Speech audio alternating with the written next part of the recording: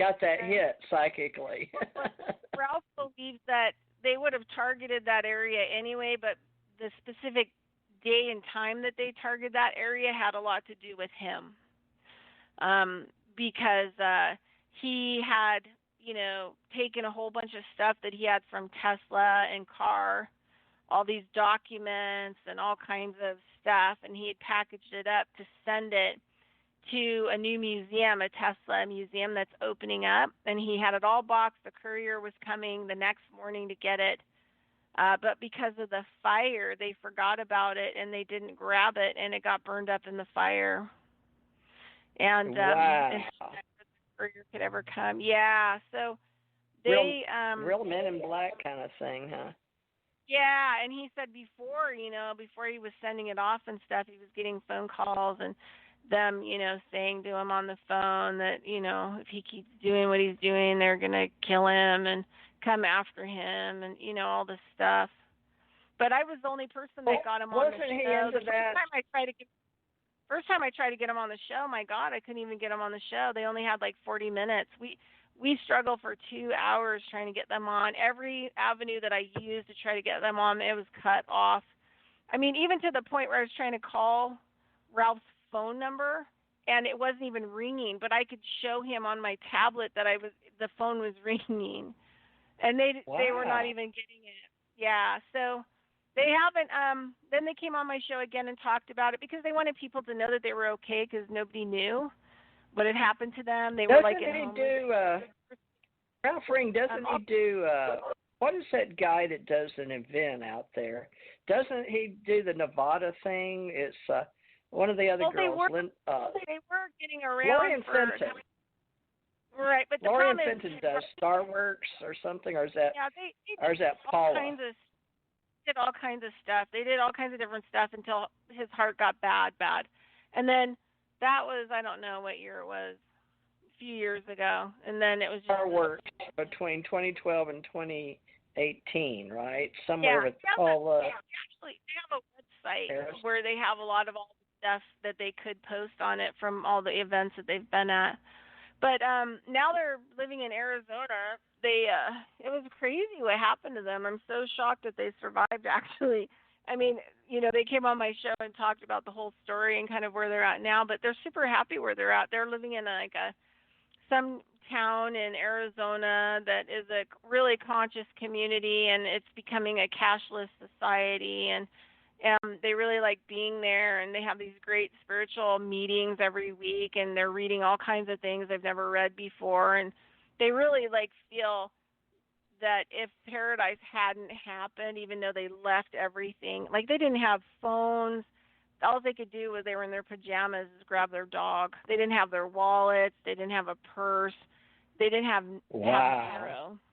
They had to peel out What of a there. different reality. Yeah. Well, that reminds me of your story you mentioned about Eckhart Tolle. You get down to the bottom, to your last reality check is before you lose your mind, So Ralph Ring has a whole new, in Marcia, this is amazing. And you can come on our show here, and I'd like to invite you back. We've still got 11 minutes. But I'd like to invite you back to share some more Cosmos Consciousness Consultants. I think we're building something here with Mad because he brought us together. And I don't know what he had planned. And Mad, is it supposed to be part of our Allied Command? I don't know. I don't know what this is. Me either. Do you have any clue, Bridgett? Reality, no? Well, I just look at it as people talking, like people talking consciously about things and people, and that's the way I look at it. Just communicating. Okay. This is how people learn. One thing I really like about radio is that where I used to be really confronted about it when I first started, I felt kind of, insecure, like I didn't know what language I was supposed to be speaking, and especially when I would get really different people that had different words that they used in their vocabulary to describe things. It used to but now I really like it because I think that we're kind of in a place where we have to build a new vocabulary about things. that we didn't have before because the limitation, especially on the English language. But we have to start, creating a whole new vocabulary about transitioning, like into the future and putting a language together that, I think everybody can work with, to describe events or ideas or thoughts or patterns or, things that we deal with in the outside world so that we can actually start to elevate those things. Because I think you have to have anything that you want to deal with like the Fibonacci sequence or, when you're dealing with a lot of math, every time you double something, it's like the energy gets stronger and stronger and stronger. So I think, more people kind of building a common language systems actually helps to kind of pull everybody in. And then that energy, keeps getting amplified and amplified. So we're actually elevating ourselves in the new ideas and thoughts and, and giving it energy and power so that it can kind of help to, overcompensate for a lot of the more difficult energies or forces. Yeah, you were talking about good and bad earlier, axiology, good and bad, moral, immoral kind of stuff. But that's all part of this new metaphysics or ontology, epistemology, being concerned with being, and then we're humans, but we're also star beings and spirit beings or something that comes and uses a body until it decays and it goes back to Mother Nature. So we build models to make sense of ourselves and our world. And man brings me people. We didn't know we were going to do this, folks. I don't even, it's odd. Last week I missed 2 shows. I checked out mentally. I guess I was in, what did you call that? Maybe it just over, too much TMI, too much stress. Yeah, it's stress. And I have been under a lot of people dying around me, and everybody's got money issues, and I don't have billions to give them. And I'm coming back to work to help people as a helper, and this radio is important. So, kind of thinking that I'm starting to believe in radio finally. I never did before. I'm starting to think it's becoming I'm a believer. If nothing else, it's good therapy. There you go. Well, who are we going to do next week? But I'd like to exchange with you. I'm sure you'll be on Janet's show. Janet always looks to see who I have on. But have you been on Janet Carol Lesson's show yet? She'll have you on, Bridgett. Have you been on Janet's show? No, I haven't. No, I haven't really been on a lot of people's show on Revolution Radio, but I have done a lot of other people's show kind of outside of it. But yeah, so, but I think, because I think I've cut down on doing shows a lot other than Revolution Radio because I'm on there 2 days a week now. So let's mention that. We've only got about 6 minutes. What is the name of your show and what time is it? Tuesday, Thursday, or whatever? It's on Revolution Radio, freedomslips.com, and you can also listen to it on the TuneIn app, either the website or the TuneIn app. And I'm in Studio A.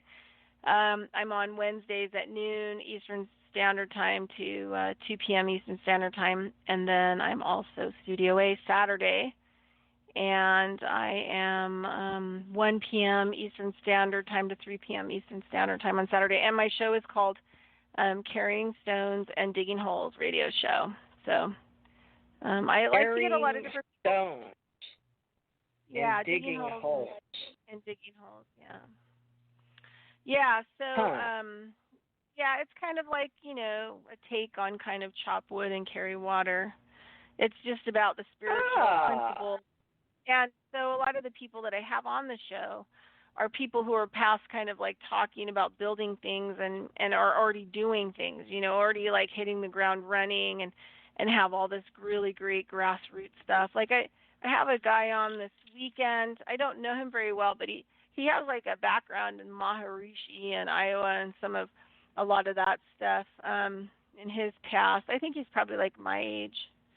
But he has a company, so I'm interviewing him, and they help people to do real common law debt elimination. They actually help you to do this stuff. And I mean, they do charge, but some of it's not, super extreme price. And then they help people to do these natural law trusts, which help them to kind of extract their stuff out of the system a little bit.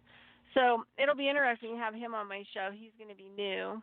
But I like them because a lot of people that are involved in common law do all their own stuff. And there isn't anybody really out there to help people who don't have that choice, that don't have somebody that they can personally study with and figure things out. And so I'm kind of excited to have him on my show to talk to people and give them some help with getting rid of their debt elimination, and then also with the natural. And they do a whole bunch of different stuff, kind of like a natural law firm kind of a thing, I guess, that they have. So he's going to be on my show on Saturday. So is he an attorney in a certain state? No, no. Common law doesn't really require attorney. That's the original. He doesn't have to be an American. He doesn't have to be an American Bar Association person. No, no. Common law doesn't have attorneys and lawyers. Those are bar. Those are the Bar Association. Those are fictitious people who've been installed by the Queen to manage us legally. Brent Luter would like you. He goes with Harold to those kind of classes. But now I see sometimes about the constitutionalists, but they're really, I don't know that we should discuss that. But various people and groups combined, but are they really learning what they should to get along in this world as we change? So, I'm going to be open, folks, to all of this and, how we're getting along with each other. I've learned a lot about the money. We have to be wide open at this point in time, because I think that anything that closes us down is going to be detrimental, because there's going to be so many things that are going to be happening. It's going to be an obstacle course, and we're going to have to be pretty awake and aware to, like a football player, navigate through it as it starts happening. Well, what's happening is we've gone global. All the big companies, back when I was driving a truck coast to coast, UPS, Federal Express, the railroads, and the truckers here, we saw this coming. And, of course, in and out of countries with the containers sitting on the docks is, most of the world, we want to go to the store and be able to get what we want when we want it, if we can afford it. But what's happened is the value system is the fact that not every part of the world can afford the things that we want. So we're looking at a complex idea and pattern of behavior, elaborating that the wars were started with the Rothschilds and how they learned back with Napoleon how to change 20% into 100% with lack of 80% in the banking systems, and it's a number game, and then things that we find of value, which at one time they had these sticks, and wood was of value when they would count money, so to speak, paper. It was based on a gold standard, and now, of course, that was thanks to the Anunnaki that needed it for their world and their reality, their planet, and then the slaves that they brought to Gigi. And, nobody wants to work in the caves when you don't have to. It's hot underground. So it's a whole history. And, I believe that this group that I'm doing my best to form a community with a mad painter. And Bridgett, are you the first one? No, he invited one guy from Canada. And Matt, who else did you invite? He doesn't invite very many people, Bridgett, so you're really special. I don't remember. I don't. Let's see. The one guy from Canada.